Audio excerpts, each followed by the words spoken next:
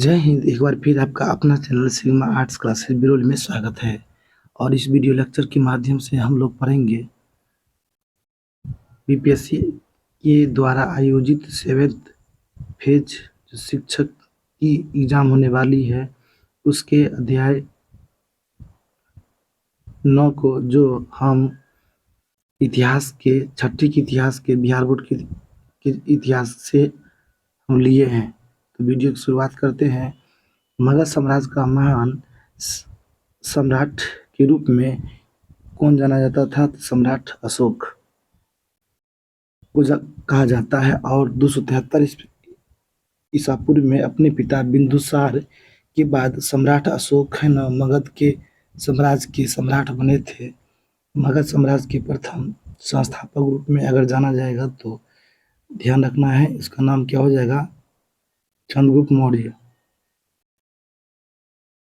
चंद्रगुप्त मौर्य। उसके बाद क्या आएगा? उसके बाद आएगा बिंदुसार, तब उसके बाद आएगा सम्राट अशोक। सम्राट अशोक जिस साम्राज्य पर शासन करता था ना, उस पर उसके दादा चंद्रगुप्त मौर्य ने 2300 वर्ष पहले क्या किया था? शासन किया था। कितने वर्ष पहले? 2300 वर्ष पहले। मौर्य साम्राज्य का मूल क्षेत्र नंद साम्राज्य था, जिस पर चंद्रगुप्त मौर्य ने भी शासन किया था। कश्मीर, कंधार, सौराष्ट्र एवं दक्षिण कर्नाटक के प्रदेशों को चंद्रगुप्त मौर्य जीता था और इसमें कलिंग के क्षेत्रों को भी जीत करके मिलाया था। उच्च पदाधिकारी को अमात्य के रूप में हम लोग जानते हैं। मौर्य साम्राज्य के भीतर कई छोटे छोटे प्रांत हुआ करते थे, जैसे आपको ध्यान रखना है मगध, तक्षशिला, उज्जैन एवं स्वर्णगिरी।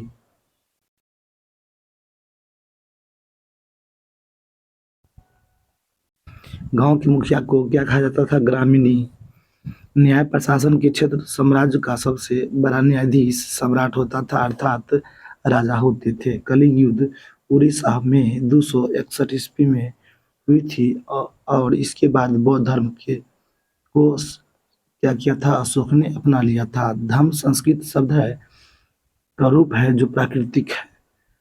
भारभू अभिलेख से अशोक का बौद्ध धर्मावलंबी होना और धम्म तथा संघ में विश्वास करने की जानकारी प्राप्त होती है। अशोक बौद्ध धर्म को अपनाने से पहले जानवर को अपने दरबार में मारा करते थे। 2 मोर और 1 हिरण को मारते थे। वर्तमान जहानाबाद जिले के बराबर पहाड़ी की तीनों गुफाओं की दीवारों पर अशोक के लेख उत्कीर्ण किए मिलते हैं और अशोक के आजीवक संप्रदाय का विवरण भी इस पहाड़ी की गुफाओं के दीवार पर उत्कीर्ण में देखने को मिला था। 1837 ईस्वी में जेम्स बिशप नामक जो अंग्रेज अधिकारी थे ना, सबसे पहले ब्राह्मी लिपि को पढ़ा था और अशोक के द्वारा बौद्ध धर्म का प्रचार प्रसार मिस्र में, यूनान में, वर्मा में इत्यादि देशों में किया गया था। चूंकि श्रीलंका में इसके पुत्र एवं पुत्री महेंद्र और संघमित्रा ने बौद्ध धर्म का प्रचार प्रसार किया था। 26 जनवरी 1950 ईस्वी में गणतंत्र दिवस सारनाथ में 4 चिन्हों को राष्ट्रीय चिन्ह के रूप में स्वीकार भी किया गया था। राष्ट्रीय चिन्ह के रूप में 26 जनवरी 1950 को स्वीकार किया गया था। सत्यमेव जयते कठोपनिषद से लिया गया। किससे? कठोपनिषद से लिया गया। बिहार के चंपारण जिले में रघिया ग्राम में के निकट अहिराज नामक जो स्थान है ना, लोरिया अहिराज स्तंभ देखने को मिलता है। बिहार के रामपुर बाद जो पश्चिम चंपारण में स्थित है, अशोक का स्तंभ वहां पर बना हुआ है। अभी इसे राष्ट्रपति भवन में सुरक्षित रखा गया है। सम्राट अशोक मगध का सम्राट था। अशोक के साम्राज्य में प्रशासन का उच्च पदाधिकारी को क्या कहा गया था? अमात्य कहा गया था। कलिंग युद्ध कहाँ हुआ था? तो उड़ीसा में 261 ईस्वी में हुआ था। और इस युद्ध को जीतने के बाद अशोक का मन दुख से भर गया था। ये भी बात अति महत्वपूर्ण है। सबसे पहले ब्राह्मी लिपि को जेम्स बिशप ने पढ़ा था।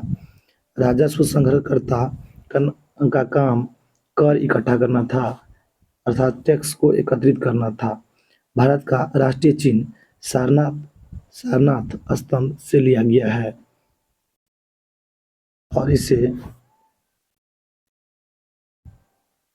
26 जनवरी 1950 ईस्वी में लागू भी किया गया था। अध्याय 10 शहरी एवं ग्राम जीवन को कंटेंट को हम लोग बारी बारी से पढ़ेंगे। मगध में शुंग वंश, कण वंश, दक्षिण में सातवाहन वंश और कलिंग में खारवेल का शासन हुआ करता था। 200 ईसा पूर्व में से लेकर के 300 ईस्वी तक भारत में लगभग लगातार राजनीतिक परिवर्तन देखने को मिला था। मौर्य काल में लोगों के द्वारा लोहे का प्रयोग अर्थात लोहे के प्रयोग से औजार बनाए जाते थे। उत्तर वैदिक काल में घंटी यंत्र अर्थात रेहट का प्रयोग किया गया था और बाबर के द्वारा बाबरनामा जो पुस्तक लिखी गई थी ना, उसमें भी रहट का प्रयोग किया गया है। सिंचाई के लिए रहट का प्रयोग किया गया था। सुदर्शन झील, सुदर्शन झील का निर्माण सबसे पहले किसने करा?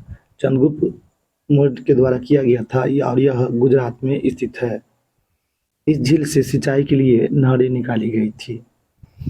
इस झील की जानकारी रुद्रदामन नामक शासक के एक अभिलेख उस अभिलेख का नाम था जूनागढ़ अभिलेख से प्राप्त हुआ था।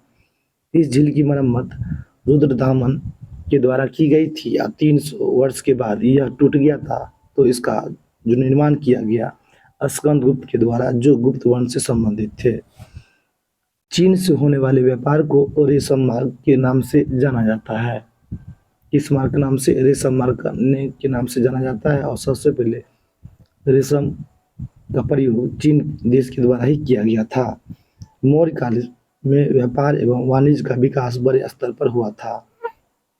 पाटलिपुत्र से तक्षशिला, पाटलिपुत्र से ताम्रलिप्ति, बंगाल को जोड़ने वाली सड़कों का निर्माण भी मौर्य काल में किया गया था। मौर्योत्तर काल में दक्षिण भारत के सड़कों का विकास हुआ था। दक्षिण भारत की सड़कों का विकास किस काल में हुआ था? तो मौर्योत्तर काल में हुआ था। संगम काल क्या है? संगम शब्द का अर्थ कवियों की रचना, यह सब कवियों की सभा होती थी। दक्षिण भारत के शासक समय समय पर कवियों का सभा का आयोजन किया करते थे। पुहार संगमकालीन सुविधाजनक बंदरगाह हुआ करता था। पुहार जो है संगम काल के बंदरगाह के रूप में जाना जाता था। संगमकालीन भारत के तटीय शहर के नाम था तोंडी, मुजरिस, पुहार, अरिकमेडु में यवन व्यापारी काफी संख्या में आते थे, रहा भी करते थे। हिंद यूनानी शासकों ने भारत में सबसे पहले सोने के सिक्के जारी करने का काम किया था। आहत सिक्के क्या है? तो चांदी या सोने के सिक्कों पर आहत करके राजकीय चिन्ह जो बनाया जाता था ना, तो उसे ही आहत सिक्के कहा गया था। जातक कथाओं में व्यापार वाणिज्य की जानकारी देखने को मिलती है। कुषाण शासकों ने सोने एवं चांदी के सिक्के के अलावा तांबे के सिक्के का भी प्रयोग किया था। सोने और चांदी के सिक्के के अलावा कुषाण वंश के जो शासक थे कुजुल कड़फिसस, तो उसी समय में तांबे के सिक्के का भी प्रयोग किया गया था। सिक्कों पर बौद्ध धर्म के चिन्ह भी अंकित देखने को मिलते थे। संगमकालीन उत्तरी भारत, संगमकालीन उत्तरी भारत के अंतर्गत आएगा आपको तक्षशिला, कौशाम्बी, श्रावस्ती, हस्तिनापुर, मथुरा, वैशाली, पाटलिपुत्र और उज्जैनी संगमकालीन उत्तरी भारत के नगर के रूप में जाना जाता है। दक्षिण भारत संगम काल के नगर के रूप में टगर, पैठन, धनकटक, अमरावती या अरुकमेडु आते थे। दक्षिण भारत में चोल, पांड्य, चेर ने संगमकालीन व्यापार को बढ़ाया था। छठी सदी काल में महाजनपद से ही एक महत्वपूर्ण नगर का विकास हुआ था। यहाँ 2 प्रकार के व्यापार हुआ करते थे। पहला हो गया जलमार्ग पाटलिपुत्र से तक्षशिला तक विस्तृत था और स्थल मार्ग के रूप में पाटलिपुत्र से बंगाल तक और यह सो यहाँ पर बंगाल से वर्मा और वर्मा से श्रीलंका बंदरगाह तक व्यापार किया जाता था। यहाँ बौद्ध भिक्षुओं के ठहरने के लिए कई संघाराम बनाए गए थे। भिखना पहाड़ी में बनाया गया था। पाटलिपुत्र राजकीय एवं लोक कला के प्रसिद्ध केंद्र हुआ करते थे एवं यह हजारों वर्षों तक प्रशासनिक गतिविधियों का भी केंद्र हुआ करते थे। ग्राम भोजक क्या है? तो गांव के सबसे प्रभावी व्यक्ति को ग्राम भोजक के रूप में जाना गया था। गृहपति क्या है? तो छोटे स्तर के किसान को गृहपति कहा जाता था। बेलाल क्या है? दक्षिण भारत के बड़े व्यापारी को बेलाल कहा गया था। कडेसियार के बारे में हम लोग को पढ़ना है। तो कडेसियार या आदिमई भूमिहीन मजदूर एवं दासों को क्या बोला गया था? कडेसियार बोला गया था, या इसे हम आदिमई के नाम से भी हम लोग जान सकते हैं। उनवार क्या है? छोटे किसान को उनवार कहा जाता था। कश्मीर, कौशल, विदर्भ और कलिंग हीरो के लिए प्रसिद्ध हुआ करता था। ये सब जो क्षेत्र है ना, हीरो के लिए प्रसिद्ध हुआ करता था। मगध वृक्षों से बने वस्त्र, बंगाल मलमल के रेशों के बने वस्त्र के लिए प्रसिद्ध था। जातक कथाएं, जातक कथाएं का संबंध बौद्ध धर्म से है और जातक कथाओं का संकलन बौद्ध भिक्षु ने किया था। चूंकि बौद्ध के अनुयायी को बौद्ध धर्म के संरक्षण में जो रहते थे उसे बौद्ध भिक्षु के रूप में जाना जाता था। इस कथाओं में निर्धन व्यक्ति अपनी चतुराई से किस प्रकार धनी बन जाता है उसकी जानकारी देखने को मिलती है। और आगम कथा का संबंध किससे है? जैन धर्म से है। इस अध्याय से संबंधित हम लोग अन्य बातें को बारी बारी से देखेंगे। छोटे एवं स्वतंत्र किसानों को गृहपति कहा गया था। संगमकालीन दक्षिण भारत के संपन्न किसानों को क्या बोला गया था? बेलाल। सुदर्शन झील का निर्माण सबसे पहले किसने करा? चंद्रगुप्त मौर्य के द्वारा सुदर्शन झील का निर्माण किया गया था। संगमकालीन व्यापारिक नगर उरेयूर, तोंडी एवं कन्याकुमारी हुआ करता था। अध्याय 11 सुदूर प्रदेशों से संपर्क, जो हम बिहार बोर्ड के एससीईआरटी के इतिहास से लिए हैं, इसकी कंटेंट को हम बारी बारी से देखते हैं। तो मौर्य साम्राज्य के पतन के बाद मगध में शुंग वंश की स्थापना हुई थी, जिसका संस्थापक पुष्यमित्र शुंग था, जो अंतिम मौर्य सम्राट वीरदत्त को मार करके भारत में शुंग वंश की स्थापना की थी।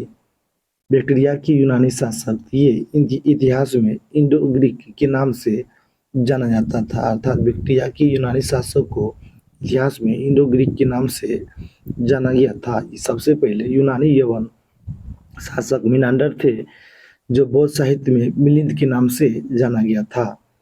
बौद्ध ग्रंथ मिलिंदपन्ह में मिनांडर को बौद्ध भिक्षु नागसेन के संवाद का चर्चा किया गया है। मिनांडर की राजधानी साकल अर्थात वर्तमान में सियालकोट शिक्षा का प्रमुख केंद्र हुआ करता था।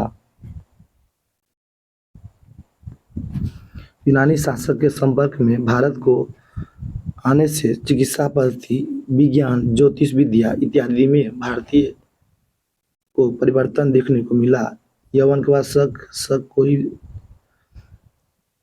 सिथियन के नाम से जाना गया था, जो मध्य एशिया के निवासी थे और कुछ समय तक उत्तरी भारत में इसका शाखा खोला गया था, जिसे हम लोग क्षत्रप के नाम से जानते हैं। रुद्रदामन के जूनागढ़ अभिलेख से दक्षिण भारत के सातवाहन एवं कुषाणों की जानकारी मिलती है। सातवाहन वंश में ही शासक के नाम के आगे माता का नाम देखने को मिलता है। कुषाण वंश के बारे में, कुषाण वंश के संस्थापक थे कुजुल कटफिसस। ये यूची कबीले की एक शाखा हुआ करती थी। भारत में इस वंश का प्रथम शासक कौन था? कुजुल कटफिसस था। काबुल और कश्मीर में इसके सत्ता का स्थापित किया गया था। कनिष्क मगध पर आक्रमण कर प्रसिद्ध विद्वान अश्वघोष को अपनी राजधानी फिरोजपुर या पेशावर ले आया था। चीन के साथ एक बार पराजित हुआ और दूसरी बार ये विजय भी प्राप्त हुई थी। प्राप्त किए थे। जहाँ से रोम एवं चीन के बीच रेशम मार्ग का व्यापार होता था, उस पर कुषाण का कब्जा हो गया था। कुषाण के राजसभा के रत्न थे, पाशु थे, वसुमित्र थे, नागार्जुन इत्यादि थे। हिंदू यूनानी यवन शासकों ने अपने सिक्कों पर बौद्ध चिन्ह को अंकित करवाया था। कनिष्क बौद्ध धर्म का अनुयायी था। किस धर्म का? तो बौद्ध धर्म का अनुयायी था। इसलिए इस धर्म को कनिष्क ने राजकीय धर्म के संरक्षण के रूप में घोषित किया था। बुद्ध की मृत्यु के बाद बौद्ध धर्म दो शाखा में बट गया था। पहला आपको ध्यान रखना है हीनयान, दूसरा आपको ध्यान रखना है महायान। हीनयान, महायान। हीनयान थे, ये बुद्ध की मूल शिक्षाओं में विश्वास किया करते थे, और महायान ये बुद्ध के आदर्श को अपनाते थे। बुद्ध के समय में कुछ विशिष्ट शैली में परिवर्तन देखने को मिला, जिसे हम शुंग शैली और गांधारी शैली के रूप में जानते हैं। महायान बौद्ध धर्म से संबंधित था। मीनांडर इंडो ग्रीक थे। रुद्रदामन शक से संबंधित थे। स्तूप का संबंध सांची से है, और मिलिंद पुनः बौद्ध ग्रंथ के रूप में हम लोग जानते हैं। शुंग शैली, शुंग शैली के उदाहरण के अंतर्गत आता है सांची के स्तूप, चार दीवारी, चार तोरण पर जातक कथाओं, बौद्ध चिन्ह, नाग एवं अप्सरा को इस शैली में सजाया गया था। बुद्ध के जीवन यात्रा से संबंधित है गांधारी शैली, और इस कला की अत्यधिक शैली लाहौर और पेशावर में सुरक्षित अभी भी देखने को मिलती है। इसे इंडो ग्रीक शैली के नाम से भी गांधार शैली को हम लोग जानते हैं। मथुरा शैली, कुषाण काल में मथुरा भी कला का प्रमुख केंद्र था, और इस शैली में बुद्ध की प्रतिमा के अलावा हिरण के अलावा जैन मूर्तियों का भी निर्माण किया गया था। मथुरा से कनिष्क की एक सिर विहीन प्रतिमा भी देखने को मिली थी। इस शैली में स्थानीय रूप से सुंदर बलुआ पत्थर का उपयोग किया जाता था। अमरावती शैली, आंध्र प्रदेश के अमरावती गुंटूर जिला से बुद्ध की कई मूर्तियां मिली थी, जो अमरावती शैली से संबंधित थी। संगमरमर की पट्टिकाएं, जिस पर बुद्ध के जीवन से संबंधित दृश्यों का चित्रण किया गया था, इसमें पशुओं और पुष्पों को भी चित्रित किया गया है।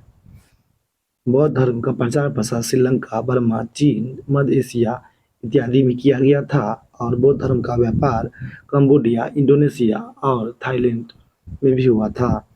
आधुनिक म्यांमार, जो बर्मा में है, बर्मा के नाम से जाना जाता है, बौद्ध धर्म के थेरवाद का उदय यहाँ हुआ था। कुषाण शासकों के समय में अफगानिस्तान, मध्य एशिया में बौद्ध धर्म का प्रचार प्रसार भली भांति हुआ था। बुद्ध की सबसे विशाल मूर्ति अफगानिस्तान के वामियान में ही एक पहाड़ को काटकर बनाया गया है। यूनानी शासक मीनांडर था। शुंग वंश का संस्थापक पुष्यमित्र शुंग थे। कनिष्क की राजधानी पेशावर थी। इंडो ग्रीक राजा बैक्ट्रिया से आए हुए थे। अध्याय 12 नए साम्राज्य एवं राज्य के बारे में हम लोग बारी बारी से पढ़ेंगे। गुप्त साम्राज्य की स्थापना श्रीगुप्त के द्वारा की गई थी। श्रीगुप्त 240 से लेकर के 280 तक इसका शासन था। फिर आता है इसके घटोत्कच 280 से लेकर 219 तक। फिर चंद्रगुप्त प्रथम आता है 319 से लेकर 335 तक। फिर 335 से लेकर 375 तक समुद्रगुप्त आते हैं। फिर 375 रामगुप्त का शासन था। 375 से 415 तक चंद्रगुप्त का शासन था। उसके बाद 415 से लेकर के 455 तक कुमारगुप्त का शासन था। उसके बाद 455 से लेकर के 467 तक स्कंदगुप्त का शासन था। रामगुप्त की पत्नी का नाम ध्रुव देवी था। चंद्रगुप्त द्वितीय ने रामगुप्त की हत्या करके उसकी पत्नी ध्रुव देवी से क्या किया? विवाह कर लिया।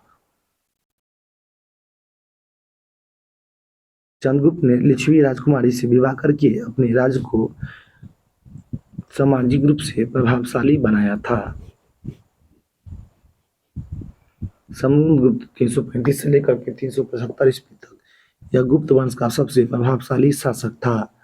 हरिसेन ने पर्याप्त प्रशस्ति से हरिसेन के पर्याप्त प्रशस्ति से समुद्रगुप्त के बारे में जानकारी मिलती है। एरन अभिलेख मध्य प्रदेश से भी समुद्रगुप्त के बारे में जानकारी प्राप्त हो पाती है। दक्षिण के 12 शासकों को इनके द्वारा पराजित किया गया था।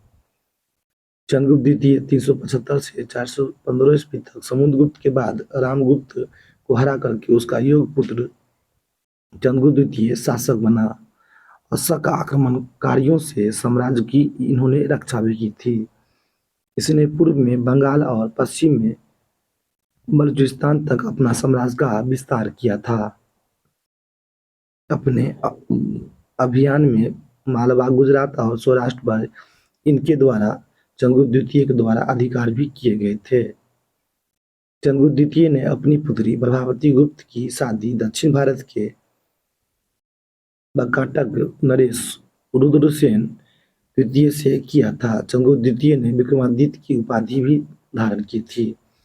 चंद्रगुप्त द्वितीय के काल में साहित्य, कला, विज्ञान एवं संस्कृति के क्षेत्र में काफी उन्नति हुआ और इसने बड़ी मात्रा में सोने के सिक्के को भी जारी किए थे।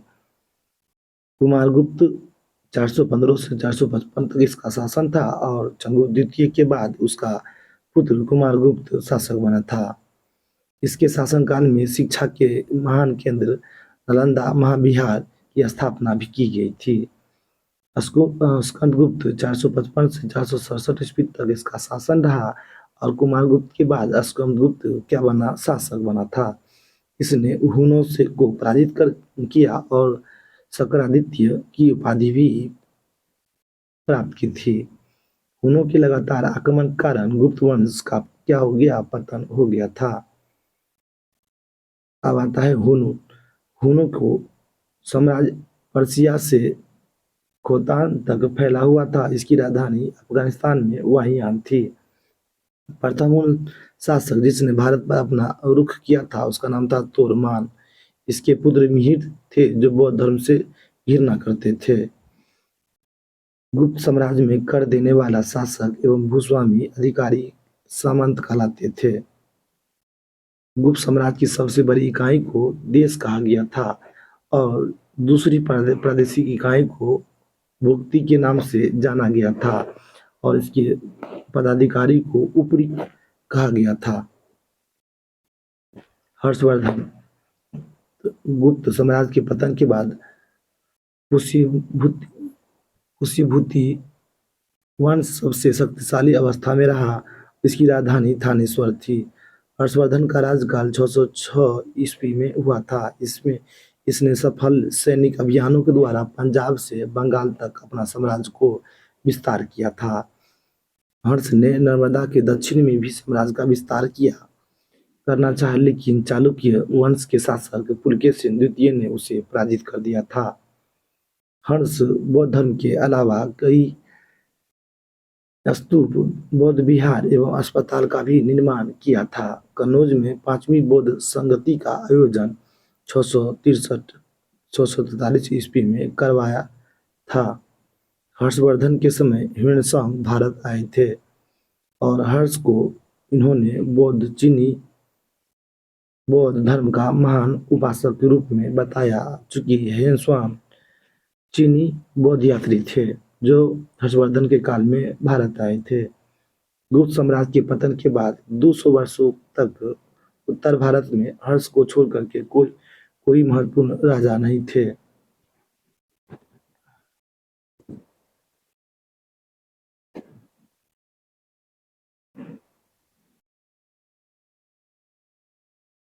बतापी के चालुक्य इस वंश का प्रतापी राजा पुलकेशिन प्रथम हुआ था और एवं पुलकेशिन द्वितीय को इस वंश का सबसे महान राजा के रूप में जाना गया था। पुलकेशिन द्वितीय 611 ईस्वी में गद्दी पर बैठा। पूरी मालवा, गुजरात के राजा को इन्होंने पराजित किया था।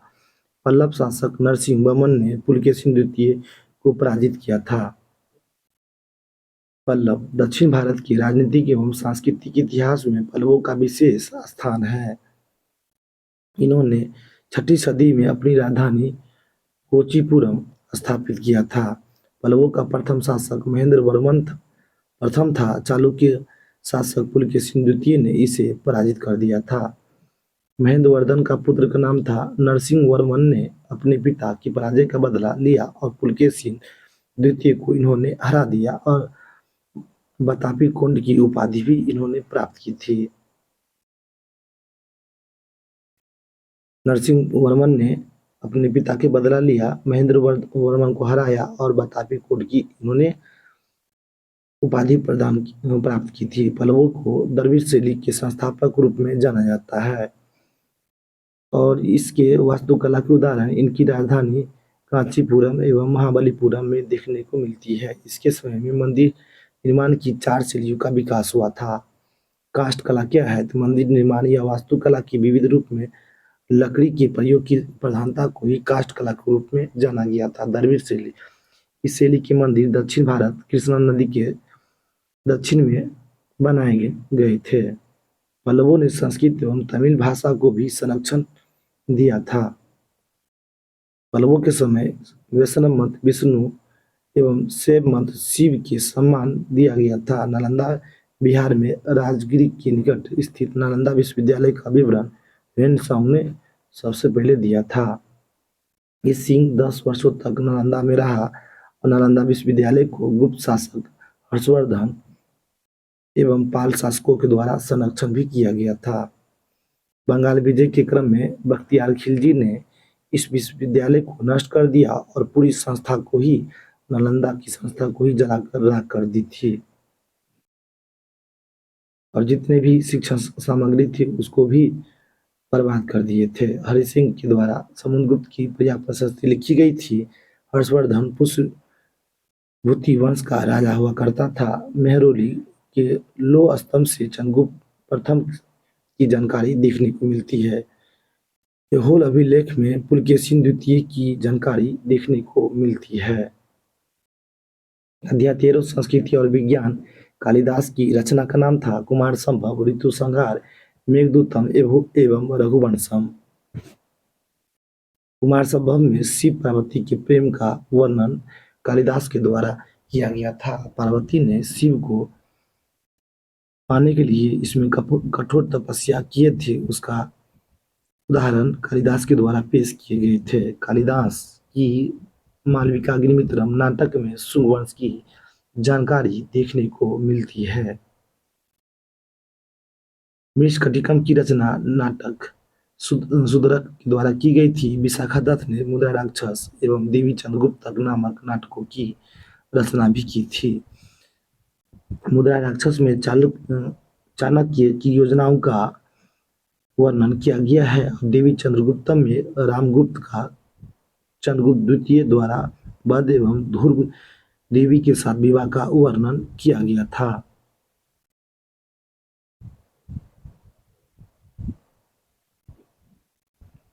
हर्षवर्धन उच्च कोटि का गायक नाटककार था और इसने नागानंद, रत्नावली एवं प्रियदर्शिका नामक 3 नाटक की रचना की थी और यह संस्कृत के गद्य साहित्य का सर्वोत्तम उदाहरण के रूप में जाना जाता है। अर्थात हर्ष के द्वारा नागानंद, रत्नावली और प्रियदर्शिका नामक 3 नाटक लिखी गई थी। चंद्रगुप्त द्वितीय के नवरत्न में से अमर सिंह ने अमर घोष संस्कृत शब्दकोश की रचना किए थे। वात्स्यायन के द्वारा कामसूत्र की रचना की गई थी। दक्षिण भारत में कई महाकाव्यों की रचना की गई जिसे संगम साहित्य के नाम से जाना जाता है और इन ग्रंथों की रचना तमिल भाषा में की गई थी। संगम साहित्य की रचना किस भाषा में की गई? तमिल भाषा में। इलिगो नामक कवि ने शिल्पदिकारम की रचना की थी। इसमें कोबलेन नामक व्यापारी अपनी पत्नी कनगी को छोड़ करके माधवी नामक वेश्या से क्या करता है? प्रेम करता है। उसका वर्णन इलिगो में किया गया है। मणिमेख लय की रचना सतनार ने की थी। इसमें कोबलेन एवं माधवी की बेटी की कहानी देखने को मिलती है। मंदिर निर्माण की शुरुआत गर्भगृह से होती है। जिसमें देवताओं की मूर्ति को सबसे पहले स्थापित किया जाता है। गुप्त काल के सर्वोत्तम मंदिर झांसी उत्तर प्रदेश जिले में देवगढ़ की दशावतार मंदिर है। यह वैष्णव धर्म से संबंधित भी है। केरल में बराह और विष्णु के मंदिर देखने को मिलता है जो मध्य प्रदेश में स्थित है। गुप्त काल में हिंदू मंदिरों के अतिरिक्त बौद्ध विहार, चैत्य एवं स्तूप का निर्माण किया गया था। सारनाथ में धार्मिक स्तूप का निर्माण इन ईंटों से हुआ था। इसकी ऊंचाई 128 फीट है।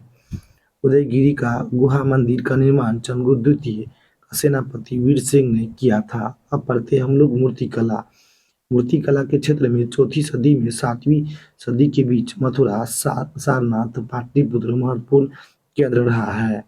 विष्णु की यह प्रसिद्ध मंदिर देवगढ़ के दशावतार मंदिर है और इस मूर्ति में भगवान विष्णु के शेषनाग की सैया पर अर्थात सेज पर जो भगवान विष्णु आराम किए थे उसकी मुद्रा को दर्शाने का प्रयास किया गया है। अजंता के चित्र में रंगों का बड़ा ही सुंदर मिश्रण देखने को मिलता है एवं धार्मिक दृश्यों का भी इसमें प्रधानता अजंता के चित्रों में प्रधानता धार्मिक दृश्यों का भी देखने को मिलती है। 4वीं से 7वीं सदी तक विज्ञान एवं तकनीक के क्षेत्र में विशेष प्रगति हुई और इस समय आर्यभट्ट, वराहमिहिर, भास्कर प्रथम एवं ब्रह्मगुप्त जैसे गणितज्ञ एवं ज्योतिष विद्या के विद्वान का उदय हुआ था। आर्यभट्ट शून्य का आविष्कार किया और इन्होंने पृथ्वी को सबसे पहले गोल होने की बताया। आयुर्वेद के विद्वान और चिकित्सक धन्वंतरि चंद्रगुप्त द्वितीय के दरबार में थे। नागार्जुन रसायन शास्त्र एवं धातु विज्ञान की जानकारी रखते थे। इन्होंने सोना, चांदी, तांबा आदि के प्रयोग से रोगों का इलाज भी किया था। धातु कला के मुख्य अवशेष कुतुब मीनार, मेहरौली का लौह स्तंभ उदाहरण है। भागलपुर जिले बिहार में सुल्तानगंज से प्राप्त बुद्ध की 7.5 फीट की प्रतिमा धातु विज्ञान का उत्तम नमूना के रूप में जाना जाता है। अभिज्ञान शाकुंतलम की रचना कालिदास ने की थी जो एक नाटक है। मंदिर के महत्वपूर्ण भाग जहाँ देवताओं की को रखी जाती है उसे गर्भगृह के रूप में जाना जाता है। दशावतार मंदिर में भगवान विष्णु की देवता की प्रतिमा को बैठाया गया है। रामायण पुस्तक की रचना सबसे पहले की गई थी। शिलपदिकारम तमिल साहित्य का उदाहरण है।